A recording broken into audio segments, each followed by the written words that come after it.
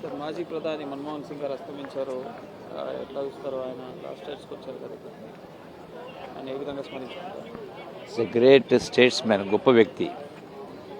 రాజకీయాల కంటే ప్రధానంగా భారతదేశం యొక్క ఆర్థిక పరిస్థితి దారుణమైన పరిస్థితి ఉండి కొట్టుమిట్టాడుతున్న పరిస్థితుల్లో ఆనాడు పివి నరసింహారావు గారి మంత్రివర్గంలో ఆర్థిక మంత్రిగా ఉండి దేశాన్ని ఆర్థికంగా ఒక కొలికి తీసుకోవడం జరిగింది. అట్లాగే ప్రధానమంత్రి అయిన తర్వాత కూడా ఒక గొప్ప వ్యక్తి, అన్నింటికి మించి ఒక గొప్ప వ్యక్తిత్వం, మానవతావాది.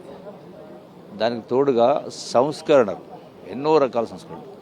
ఇలా 140 కోట్ల జనాభా ఉన్నటువంటి భారతదేశానికి ముఖ్యంగా పేద వర్గానికి సంబంధించి ఉపాధి హామీ పథకాన్ని తీసుకునే వ్యక్తి. అట్లాగే రైట్ టు ఇన్ఫర్మేషన్ యాక్ట్ తీసుకొచ్చిన వ్యక్తి. అట్లాగే టోటల్గా భారతదేశాన్ని అన్ని రంగాల్లో కూడా గొప్పగా పరిపాలించినటువంటి వ్యక్తి. మరి ఈ రోజున మన్మోహన్ సింగ్ గారు లేకపోవడం అనేది చాలా బాధాకరమైన విషయం. అటువంటి వ్యక్తి మళ్ళీ మనం చూడడం కూడా ఈరోజు నేడున్నటువంటి రాజకీయ పరిస్థితుల్లో రకరకాల వ్యక్తిత్వాలు పొల్యూటెడ్ ఉన్న సిచ్యువేషన్లో మరి ఆనాడు సోనియా గాంధీ గారి నాయకత్వంలో యూపీఏ చైర్పర్సన్గా అసలు మన్మోహన్ సింగ్ గారిని ప్రధానమంత్రిగా తీసుకోవడమే ఒక గొప్ప ఆలోచన.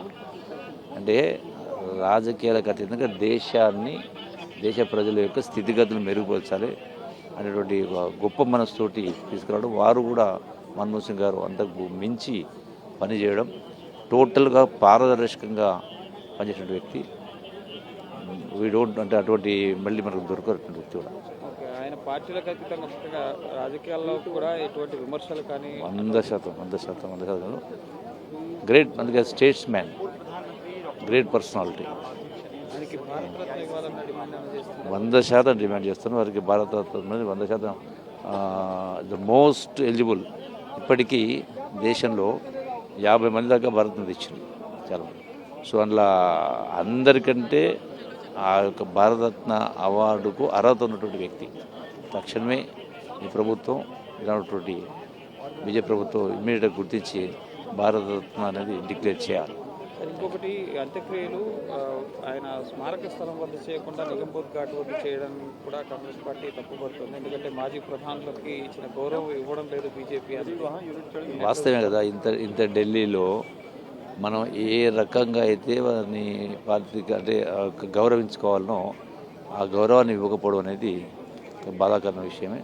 డెఫినెట్గా ఎందుకంటే రాజకీయాలకు అతీతంగా పనిచేసినటువంటి వ్యక్తి, సంకుచితంగా ఎప్పుడు ఆలోచన చేయలే. ప్రధానమంత్రి గారు కూడా కీర్తించడం జరిగింది ఈ రోజున ప్రధానమంత్రి గారు కూడా.